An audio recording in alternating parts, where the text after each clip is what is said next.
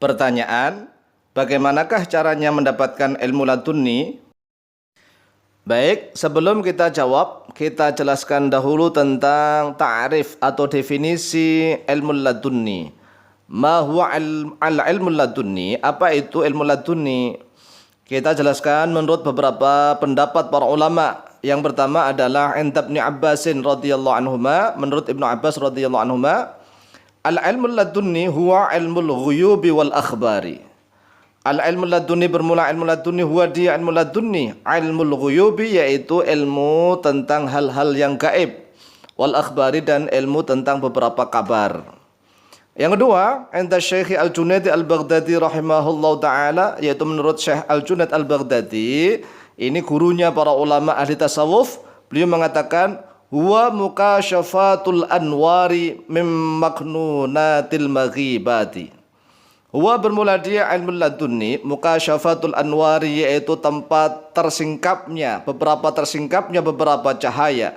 Mim maknunatil maghibati dari beberapa tempat tersembunyinya tempat-tempat yang gaib. Yang ketiga, indal Imam Al-Ghazali rahimahullahu taala, al-ilmu ladunniyatu hiya al-ulumu al-hasilatu bi tariqil muraqabati wal mujahadati wal musyahadati wal mukasyafati. Al-ulumu al-ladunniyatu bermula beberapa ilmu ladunniyah.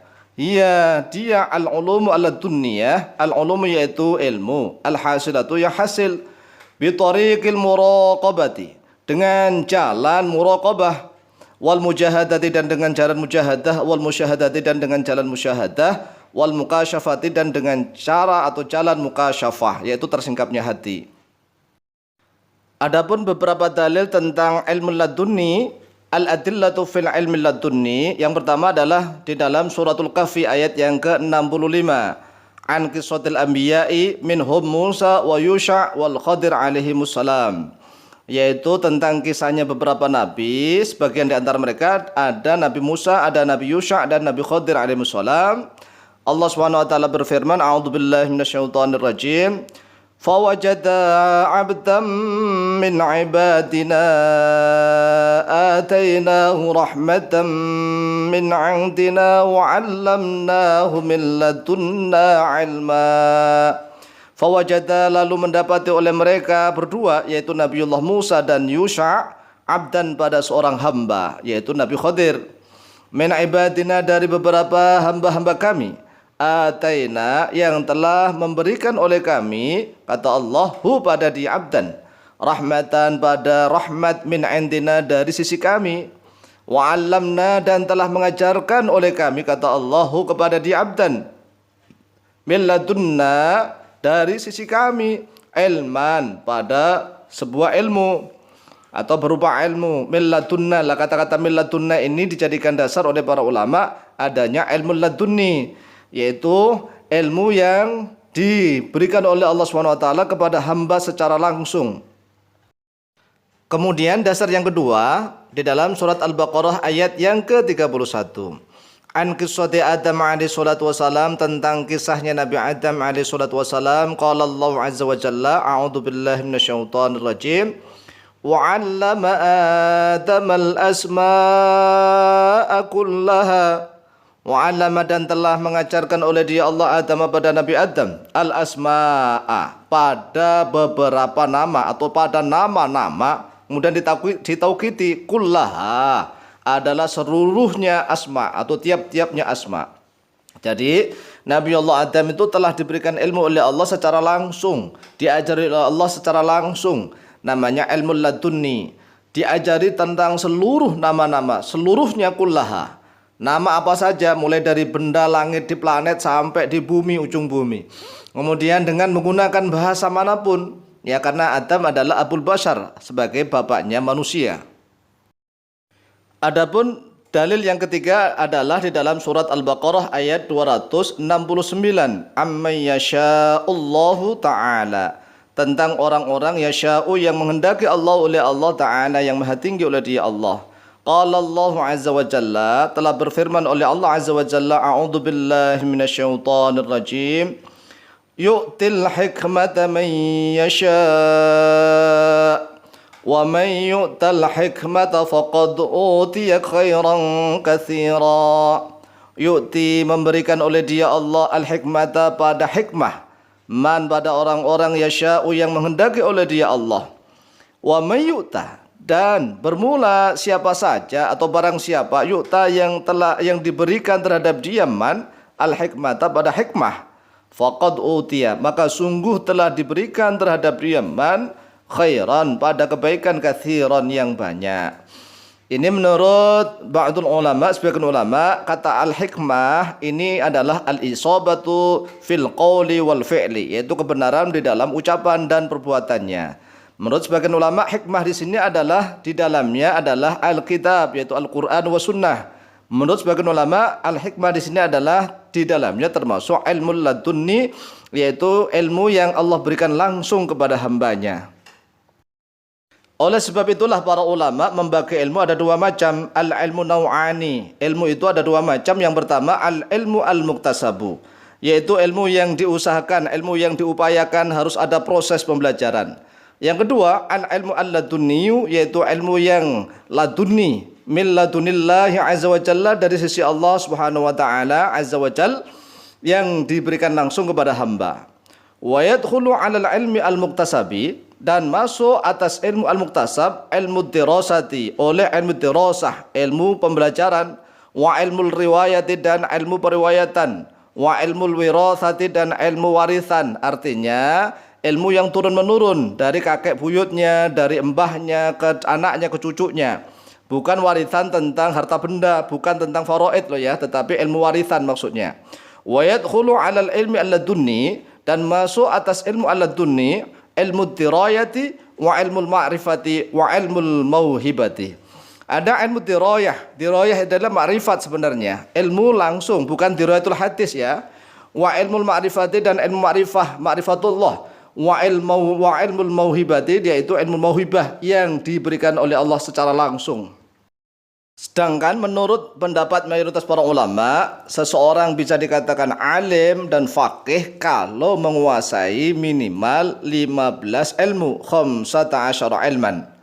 Yang pertama ilmu lughati, yaitu mengetahui tentang bahasa Arab, tentang makna-maknanya. Yang kedua ilmu nahwi, yang ketiga ilmu sorfi, yang keempat ilmu istiqaqi atau al-i'lal, pecahan-pecahan kalimat harus bisa mengi'lal. Yang kelima ilmu ma'ani, yang keenam ilmu bayani, yang ketujuh ilmu badi', yang kedelapan ilmu qiraati, yang kesembilan ilmu usuluddin, yaitu tentang takwil.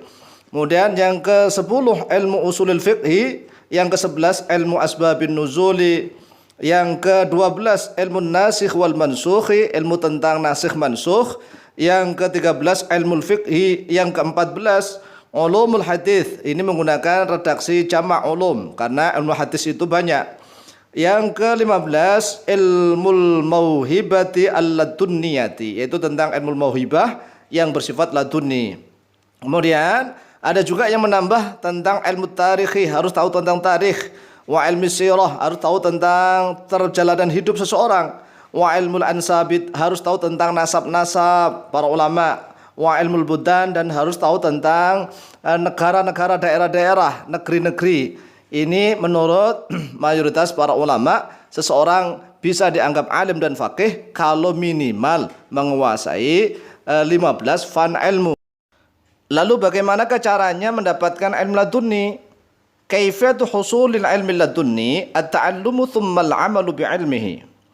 Tata cara hasilnya ilmu laduni itu tidak ada cara lain secara umum ya. Secara umum adalah at-ta'allumu tsummal 'amalu bi'ilmihi. At-ta'allum yaitu harus belajar. Jadi prosesnya harus belajar dulu. Tsummal 'amalu, kemudian beramal bi'ilmihi, dengan ilmunya itu. Jadi istiqomah beramal, istiqomah belajar, juga berusaha semaksimal mungkin untuk beramal atau mengamalkan ilmunya itu. Qala Rasulullah sallallahu alaihi wasallam, telah bersabda oleh Rasulullah sallallahu alaihi wasallam, man amila bima alima warathahu Allahu ilma ma lam ya'lam. Man amila, bermula siapa saja, amila yang beramal, bima alima, dengan sesuatu yang telah dia ketahui, warathahu Allahu, maka akan berikan warisan hu kepada dia, man Allahu, oleh Allah, ilma ma lam ya'lam, pada ilmu yang tidak pernah dia ketahui sebelumnya. Rawahu Abu Nuaimin fi Hilyatil Auliya an Anas bin Malik. Jadi jelas, menurut ajaran Rasulullah SAW, untuk umumnya manusia, maka dia harus belajar. Setelah itu dia konsisten untuk mengamalkan ilmunya secara istiqomah. Di dalam kitab Ihya Ulumuddin, qala al-Imam Al-Ghazali rahimahullahu ta'ala, qala Ibrahim ibn Adham rahimahullahu ta'ala, marartu bihajarin bi Makkah maktubun alaihi iqlibni ta'tabir faqalabtuhu fa idza alaihi maktubun anta bima ta'lamu la ta'malu fa kaifa tatlubu ilma ma lam ta'lam. Imam Al-Ghazali meriwayatkan dari Ibrahim bin Adham. Beliau Ibrahim bin Adham meriwayatkan atau berkata, marartu bihajarin, telah melewati oleh saya bihajarin, pada sebongkah batu, bi Makkah, di kota Makkah. Maktubun alaihi, yang tertulis di atas batu, iqlibni, baliklah oleh engkau ni padaku. Ta'tabir, maka akan mendapatkan pelajaran oleh engkau. Faqalabtu, lalu membalikkan oleh aku pada dia hajar. Faidha alaihi, lalu tiba-tiba alaihi, yaitu tetap atasnya hajar, maktubun, bermula ditulis atau tertulisan, anta bima ta'lamu, anta bermula engkau bima ta'lamu, dengan sesuatu ta'lamu yang mengetahui oleh engkau, la ta'malu, yaitu tidak beramal oleh engkau. Fakaifa tatlubu, lalu bagaimana mencari oleh engkau, menuntut oleh engkau, ilma ma lam ta'lam, pada ilmu yang tidak pernah engkau ketahui. Kemudian Imam Al-Ghazali melanjutkan, wa fit Taurati wal Injili maktubun, yaitu tetap di dalam kitab At-Taurat dan Injil, maktubun, bermula ditulis, la tatlubu ilma ma lam ta'lamu hatta ta'malu bima alimtum. La tatlubu, janganlah mencari oleh kalian, ilma ma lam ta'lamu, pada ilmu yang belum mengetahui oleh kalian, hatta ta'malu, sehingga beramal oleh kalian, bima alimtum, dengan sesuatu yang telah mengetahui oleh kalian.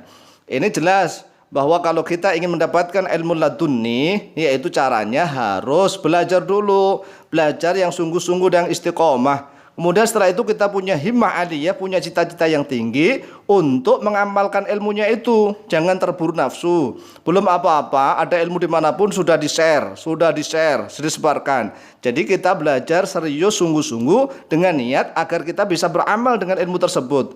Dengan sebegitulah kita akan mendapatkan ilmu yang tidak pernah kita ketahui sama sekali. Wallahu ta'ala a'lamu bishawab.